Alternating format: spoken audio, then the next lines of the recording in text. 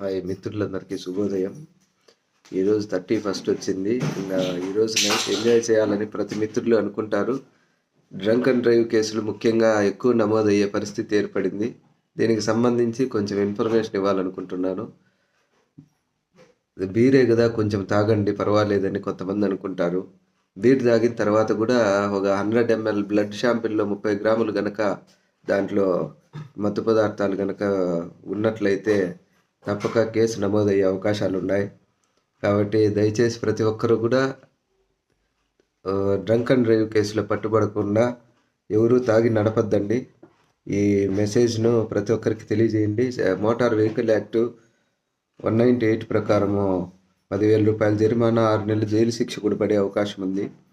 కాబట్టి దీని నుంచి ప్రతి ఒక్కరూ జాగ్రత్త పడాలని చెప్పి ముందుగానే తెలియజేస్తున్నాను. కాబట్టి జాగ్రత్త పడండి. Safe drive, safe journey.